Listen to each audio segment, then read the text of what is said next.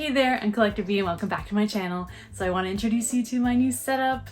I got Billy bookshelves recently from IKEA, and so I have this whole wall behind me with my bookshelves and manga and anime figures and all that. So I'm so happy how it turned out, and you can get a peek of it now with the frame. But I definitely have plans in the future to show like the manga shelf tour and anime figure tour and maybe even a room tour in the future. So yeah, look forward to those things. But today we have a manga haul video. So let me get right into that. All right, so I have a pile of books here of manga to show you guys. But first I do want to start with a art book, actually. It's from the show, the series BLEACH, and it's one of my all-time favorite anime and manga. I'm currently reading through the manga right now, but I wanted to show you guys this really cool art book that I found. It's called All Color But the Black, The Art of Bleach and it has the mangaka Tite Kubo, and it has Ichigo on the front there, and on the back has the rest of the crew. And I just love the style of Bleach, how they have so much fashion instilled in it, and just like how cool they all look, besides just the story itself. So I'll just give you a little sneak peek of the inside. So we have the French flaps kind of thing going on there, and then they even include a poster, two-sided, of Ichigo and his friends, and then the Soul Society on the side, which is really cool. That's awesome that they include that. And then you have the art itself, it was just such a nostalgia trip going through this, just seeing like all the colors and like all their outfits, which are so well drawn and just so cool. So we have the title page there, and then I'll flip through and show you just a little sneak peek. Yeah, but they have just really cool art on there. Just look at that. Look at awesome. It just made me happy just flipping through the pages and just seeing like everybody just having a great time, looking cool doing it. Yeah, so this is really cool. Really awesome piece of art. So if you're into art books and into Bleach, definitely like consider picking this one up because it's so cool. Just made me happy, awesome. Yeah. So yeah, definitely recommend this one. It has even, I think, a message from Tite Kubo himself. And then also in the very back of the book, it has an explanation of each art piece, where it came from. Like a lot of these are saying title page for Jump in Jump's prelude for the String of the Stars. And then just like little notes from him, which are really cool. So yeah, a lot of these came from different covers and things through the years, and really cool little piece of art right here to keep if you're interested. It's definitely one to check out. All right, so next one is Parasite, and if you watched my last manga haul video, you would have seen that I picked up number 1. Let me get that one. Okay. So I picked up volume 1 of this full color collection, which is really cool. So you saw me haul this one last time, and now I have 3 more in this. I've got volume 2, and then volume 3, and volume 4. And a really cool thing that I noticed is, I'll show you on the spines here, that they spell out Parasite, or will spell out Parasite. We have volume 1, 2, 3, other direction. We have 1, 2, 3, and 4. So you see there, there's 2 things actually. The spine will spell out Parasite when all the volumes come out, and then the second part is that the red on the spine just gets a little bit darker, which helps with the creepy tone of the content of this book. But yeah, I think that's really cool. So on the shelf, eventually we'll see it spelling out Parasite. Of course, the name of the manga, and just love that little effect of the red just getting darker and darker with each volume that goes by. But anyway, so if you don't know Parasite, I'll just read a little synopsis really quick. And it says that they arrive in silence out of dark skies. They infest human hosts and consume them, and they are everywhere. They are parasite alien creatures who must invade and take control of human hosts to survive. Once they have infected their victims, they can twist their host bodies into any abominable shapes they choose, craniums splitting to reveal mouths, sharp teeth, bat-like wings erupting from backs, blades tearing through soft hands, but most have chosen to conceal their lethal purposes behind ordinary human faces. No one knows their secret, except an ordinary high school student. Shinichi managed to stop the infestation of his body by an alien parasite, but can he find a way to warn humanity of the horrors to come? So it's definitely like a spookier vibe, a little creepier horror. If you're into that, definitely check out Parasite. So like I said, picked up volume 1 last time, and then this haul features these 3, and it's just like, yeah, super cool art. It's an older manga, so you'll definitely see that the art style reflected in an older way. But yeah, full color pages, which is awesome. The art's crisp, the pages feel of higher quality, thicker paper. And so yeah, you'll definitely get a great experience. If you haven't checked it out, definitely consider these full color editions, just because the art, color, everything is elevated. You just get a really premium experience with these hardcover editions here. So yeah, definitely a great way to check it out. But yeah, the art is crisp, everything's really cool about it. And yeah, so if you're into a creepy story, this is definitely one to check out. All right, so there's that for Parasite. And definitely if you want a sadder tale, The God's Lie is one to check out. The story here is Natsuru Nanao, a 6th grader who lives alone with his mother, strikes up an unlikely friendship with the reserved and driven Ryo Suzumura. Natsura plays hooky from soccer camp that summer, and instead of telling the truth to his mother, he spends all his time with Ryo and her kid brother at their rickety house, where a dark secret threatens to upend their fragile happiness. So yeah, this one is just a 1-volume read here.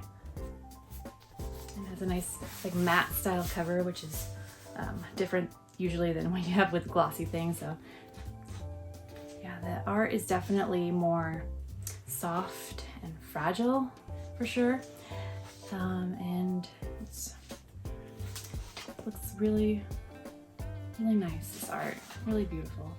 So yeah, there's that one there for you. And the next one I have is a favorite of mine. I don't know if you can see maybe just like a little bit of this figure here, maybe the bottom part. But yeah, this is Katarina. I hauled her in another anime figure haul. I'll link that above in the cards. But she comes from the manga and anime series of My Next Life as a Villainess, All Routes Lead to Doom. And I had hauled before. I may not have shown it in a previous one if I can remember right, but in any case, I have currently everything released out so far. There might be another one coming out at the end of this year, if not early next year, but I have currently up to what they released. So I have 7 and 8, and then of course the volumes before it, which is 1, 2, 3, 4, 5, and 6. But for this haul here, I have volume 7 and 8 of it, and here's the summary. It says, reborn to the wild, a high school girl is stunned to find herself reincarnated as a conniving villainess from her favorite dating sim game, Fortune Lover. Now as Katarina Klaus, the impossibly rich and spoiled daughter of a duke, her new life seems to be perfectly synced up with the world of the game. This means big trouble. No matter how the game turned out, there were only 2 fates for Katarina, exile or death. So that's volume 1 there, and then of course, like I said, I got the other volumes, and recently I got 7 and 8. So this is of course much farther into the story than that summary there, but it's based on a Tome game where Katarina finds herself in a new life inside the game. She has to survive through it, and of course I love like spunky, like feisty characters who are independent and can get through their own things but have a sense of humor. They're really lighthearted about it, and of course the characters all fall in love with her, which was not her intention. She just wanted to survive the game, but of course they all end up, whether they're boy or girl, falling in love with her. So that's her navigating the world and the life, and later on in the story she has a whole host of different problems. So it's just fun to see her navigating. It's more lighter slice of life kind of story. But yeah, she just is one of my favorites. So it's just so much fun to see all the trouble she gets into and out of, and of course the world is kind of all in love with her, so she's kind of naive to it, which is fun because she's a fun character. Otherwise it might get a little stale, saying, oh, the world's in love with her and she has no problems, but there are problems, not, you know, there's villains in the story still, and it's her and her friends navigating that world, and especially her because she kind of knows that she came from her reality into this game that is no longer just a game. So anyway, those are these two. Loving them. They're just so much fun. Such a fun read. I get through them really quickly, so happy about these two come in so I can get to these. Next is a manga that's also a light novel series, and it's 86. This is volume 1, so that's what I currently have so far. I did get this recommended to me by a viewer, and it was also in my radar as well, so I'm like, yeah, definitely need to get on this once I heard and someone else recommending it as well. Wanted to get on this one. And the story is about, for many years, the Republic of San Magnolia has been at war with the neighboring Giardian Empire. Faced with the relentless might of the Empire's legion of autonomous drones, the Republic counters with unmanned weapons of their own, creating a battlefield that is supposedly without casualties. However, beyond the fortified walls protecting the 85 Republic territories lies the non-existent 86th sector. The young men and women of this forsaken land are branded the 86 and stripped of their humanity, pilot the unmanned weapon into battle. So this one sounds very interesting. Yeah, so we shall see how it turns out. But yeah, this art here looks like really well detailed. Here's the cover page on this. Really well done, so this one's exciting to get into.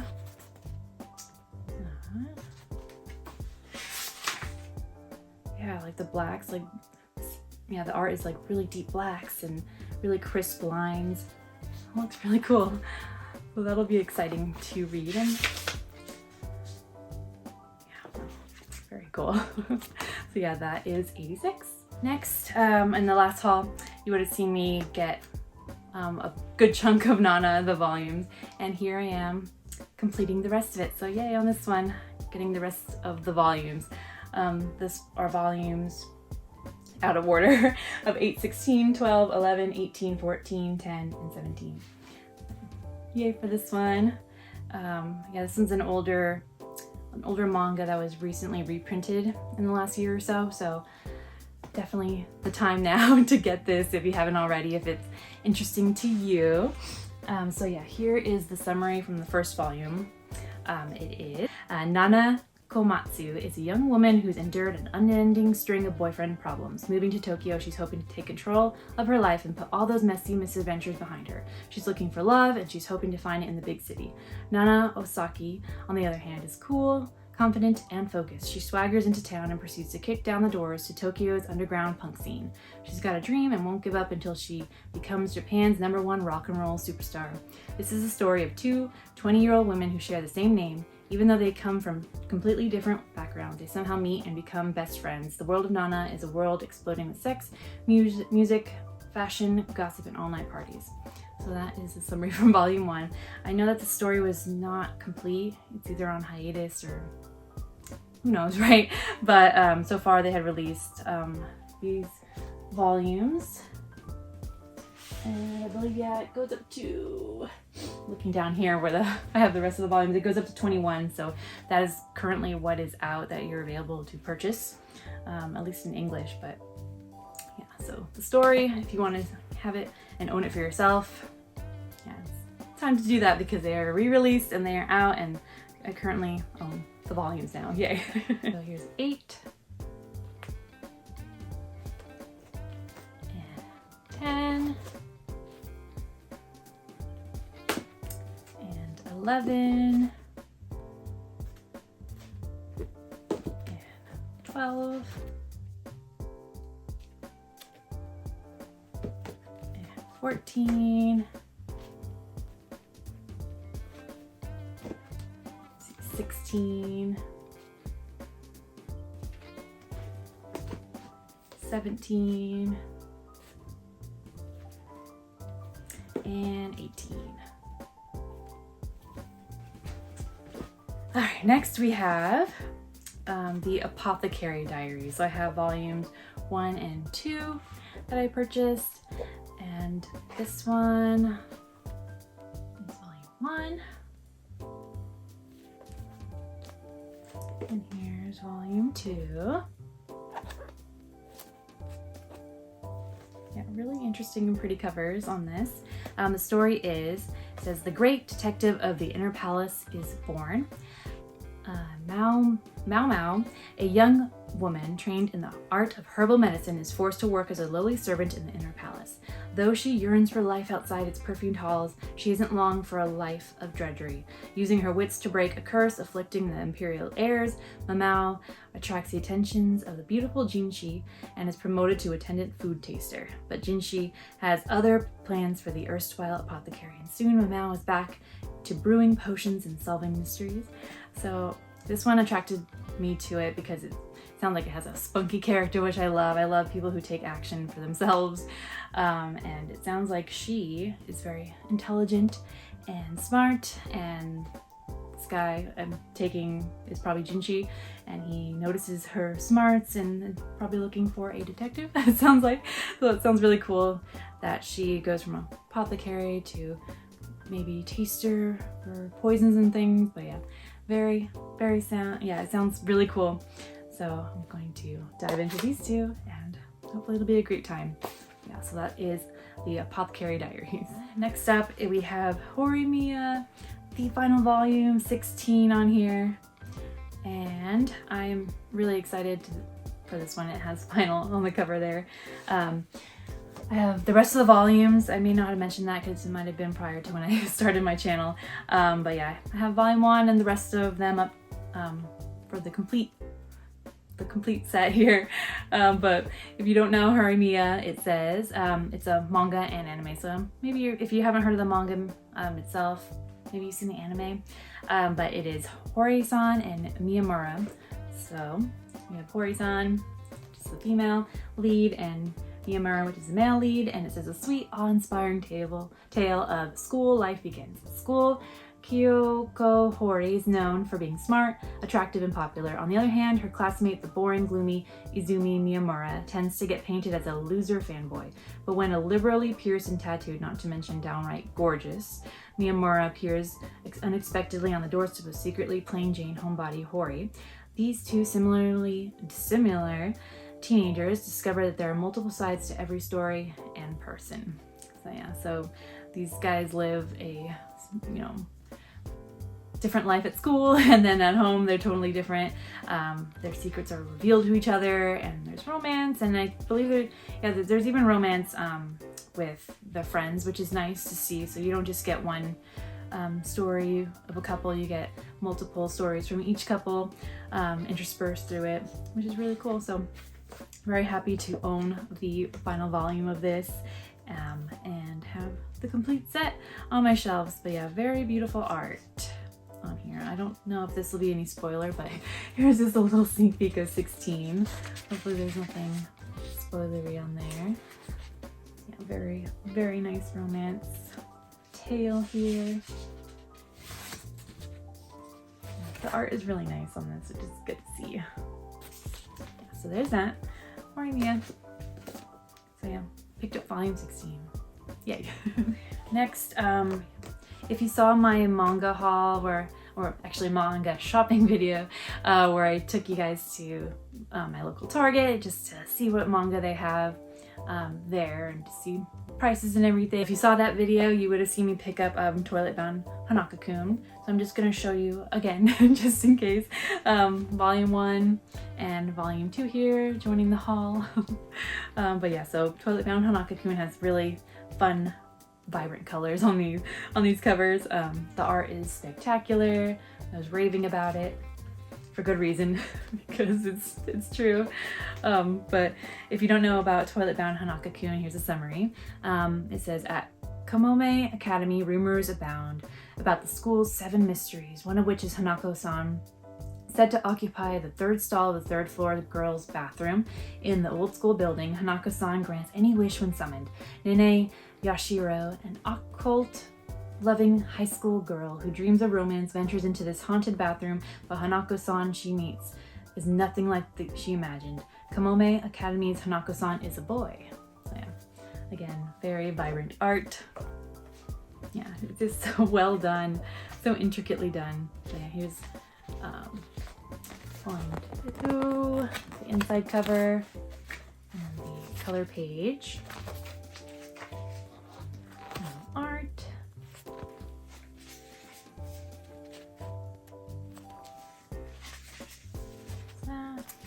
Definitely a fun read.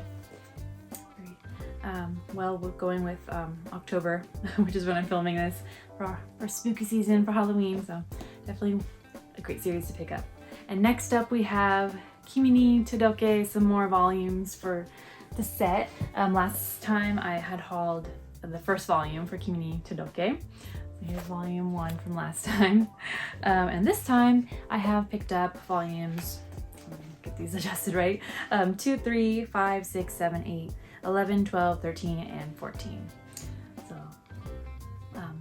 definitely getting there with my set to complete it. And let's see here. So if you're curious, we have the summary and it says, Sawako Kuronuma is the perfect heroine for a horror movie, with striking similarities for a haunting movie character. Jet black hair, sinister smile, and silent demeanor. She mistakenly called Sadako by those around her, but behind her scary facade is a very misunderstood teenager. Too shy to fit in, all she wants to do is make some friends.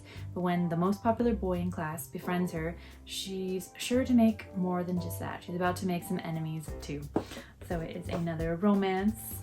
The misunderstood female protagonist who meets a boy, and her life just gets better with her gaining confidence and yeah, just learning, you know, about life and friendships. So it's a really nice story. We have this going on here, so that was from last time, and then we have volume 2, 3, 5, 6, 7,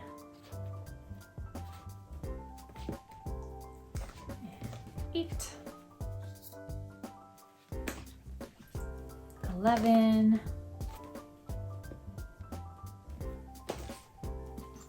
we have 12, 13, and 14.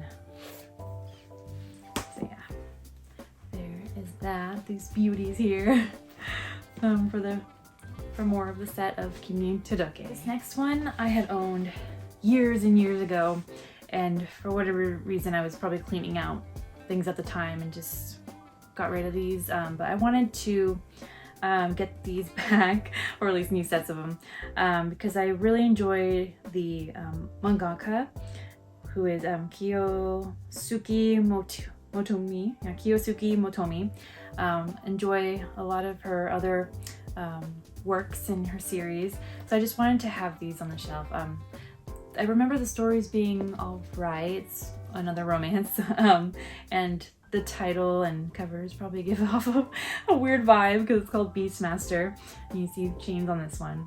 But the story is Leo Aoi looks like a crazy animal with wild eyes, and no one at his new high school will go near him. He does seem to have a special connection with animals though, which intrigues overzealous animal lover Yuiko Kubozuka. In reality, Leo isn't as frightening as he appears, but Yukiko finds out that he goes berserk whenever he sees blood. Will Yukiko be able to get through to Leo during his violent fits, or will Leo's ferocious side eventually devour her? So yeah, so it's a short story, only 2 volumes, so if you want to get into a short series or own one, this is one right here. The second one has the little volume, the final volume sticker on there. But yeah, it's a short romance that you can easily get through with 2 people who have an interesting story going on, if you're interested in that. So. And then on the back it also says bonus short story included on the second one. There's that. Next up, it seems like there's more of a lean towards romance manga in this one, but we have Sign of Affection. We have volumes 5 and 6 here. Think of what is currently released so far. I already have volumes 1 through 4 in my collection, but yeah, definitely happy to see 5 and 6 come in here. This is a really sweet romance. Let me read you the summary from the first volume, so there's no spoilers on the other two. But it says Yuki is a college student, and that's Yuki here on the cover, who's into friends and fashion. She's also deaf. A chance meeting on a train leads to a serious crush, but can it grow into something more? Yuki, who has always been deaf, is used to communicating with sign language and her phone, but she's not used to English. So when a tourist from overseas asks for directions, she nearly panics until a handsome stranger steps in to help. His name is Utsuomi, and it turns out he's a friend of a friend. A charismatic globetrotter, Utsuomi speaks 3 languages, but he's never had a deaf friend. The two feel drawn to each other and plan a date on a romantic winter's night, but Yuki's friend is afraid that she might be setting herself up to get hurt. Could this be something real, or will these feelings melt away with the snow? So this is a favorite mangaka of mine. She's written Shortcake Cake, which is a volume series that I own and have read. So this one I think definitely improves on her story abilities and art and everything. It's just a sweet romance, and the covers are gorgeous. They definitely show off the art inside that you can expect to see, because it's a gorgeous experience. Really soft and sweet, and well done art. Volume 6. Yeah, let me see if there's hopefully no spoilers in the beginning of 5. You have some color pages there. So of course there's also an old friend as well who's gonna be a romantic rival, right? To give some of that drama, but we have a characters explanation in the front, and some of the art. So yeah, this one is definitely one to read. It's very sweet and romantic and just all around good times. I definitely recommend Sign of Affection here. Getting down to the last 4, so I'll go through these a little bit quicker. No surprise, like I said, this theme in this one seems to be more romance leaning. For us, we have My Happy Marriage. I've watched the Netflix series and love it. So I haven't got to the volume, to the manga volume yet. But I'm just, excited to be able to go through the manga form of it, because the Netflix anime was just so good. Art was stunning. The animation was so good. And the romance story was very sweet. So definitely check this one out if you're looking for a romance read. But it is a Cinderella-inspired slow burn historical romance with a paranormal twist set in Taisho era Japan. All she wanted was a bit of happiness. Considered nigh worthless for having failed to inherit the superpowers of the blind bloodlines into which she was born, Mio Saimori lives her days unwanted and unloved. Her stepmother and her very own father have little time or affection for her, and Mio must suffer being treated as a servant by her half-sister who, unlike Mio, is blessed with the unusual powers of their blood.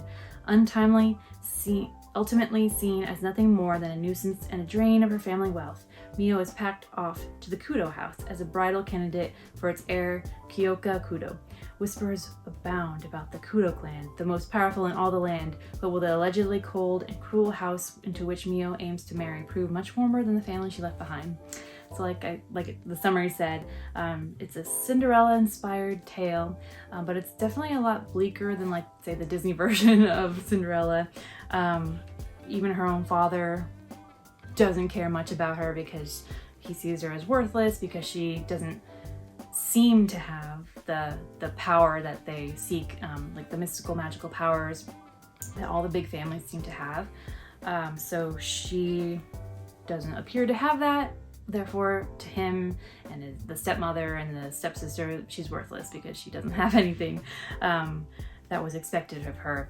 Of course, the stepsister does, so even the stepsister is considered better, and she's treated like this sad little Cinderella, but it's a lot more brutal than that. There's a lot of emotional abuse and even physical, it's slapping and hurting of her.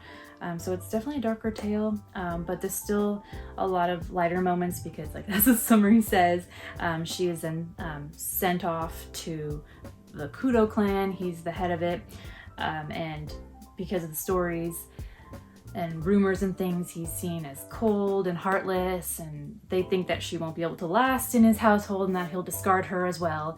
But he sees her inner beauty, and her heart, her kindness, her tenaciousness in wanting to prove herself and wanting him to give him like a household to be proud of. And so he sees her for who she really is, and he falls in love with her.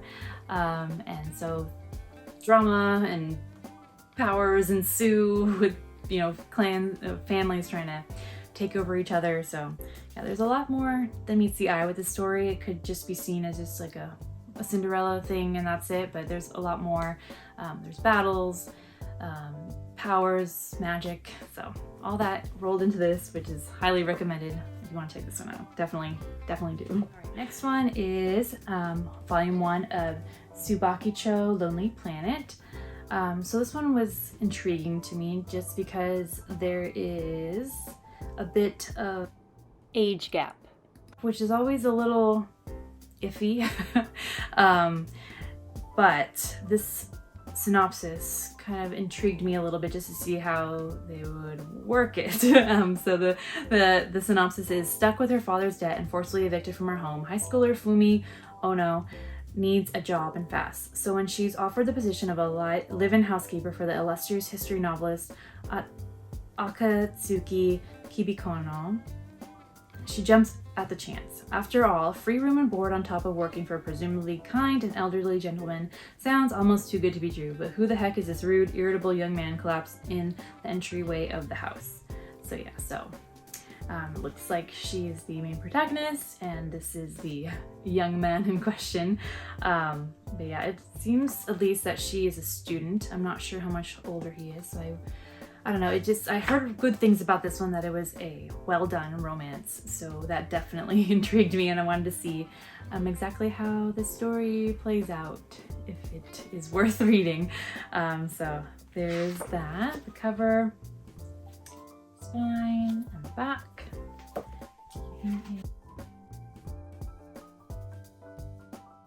And that reminds me, I was reading, they have like a little intro from the mangaka, I'm guessing, but it says here, it's like a little greeting and, you know, thanks for reading volume 1 on here. And it also says, keep an eye out for Daytime Shooting Star side stories too. It's been released at the same time as this one in Japan. So this is the mangaka, the same mangaka as Daytime Shooting Star. So the next one here, we have Ima Koi, Now I'm in Love, story and art by Ayuko Hata. Here's the volume cover, spine, back. And the summary of this one is: after missing out on love because she was too shy to confess her feelings, high school student Satomi blurts out how she feels the next time she gets a crush, and it's to her and possibly handsome schoolmate Yagyu. To her surprise, he agrees to date her. Now that Satomi's suddenly in a relationship, what next? Given how fast everything has happened, Satomi is still clueless about how dating is supposed to work. How will she forge ahead in her relationship with Yagyu? This one intrigued me because it's, you know, a normal high school girl, but she falls in love with this kind of more punk kind of looking kid, you know, not exactly the clean cut, beautiful, or at least mostly the usual kind of beautiful lead male that you'd see. So he is a bit different, and that's probably what surprises her too when she says something to him, because he agrees. That is very interesting. And then the last one we have here is A Condition Called Love. Here is volume 1's cover, spine, and back. This story is, it says, meant for someone else, but not for me. 16-year-old Hotaru has always been ambivalent about romance, so when she sees her schoolmate Hanako-kun sitting alone in the snow after a messy public breakup, she thinks nothing of offering to share her umbrella. But when he asks her out on the next day, she decides to give this whole dating thing a shot.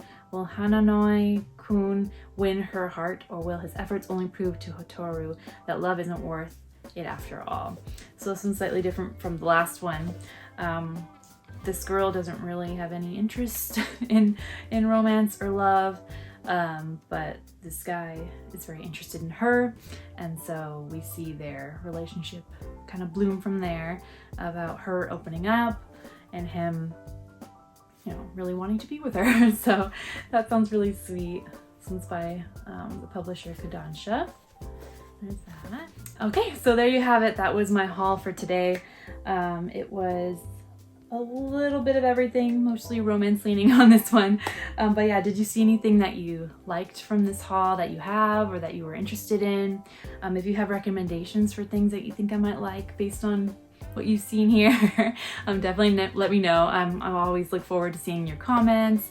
And yeah, just thank you for liking the videos and for sharing them. And if you're interested in wanting to see more, definitely subscribe, because that way you won't miss another video. And yeah, definitely like this video if you liked it. It lets me know that you want to see more of these. It lets YouTube know to share it to more people and to grow the channel and just to bring us all together for fun things like this. I do anime figure hauls and manga hauls and things in general of this sort. So yeah, I'm definitely so happy to have you here. Thank you. Eternally, I'm just grateful that you're here. You're absolutely awesome. So yeah, thank you so much and have a great day. Bye-bye.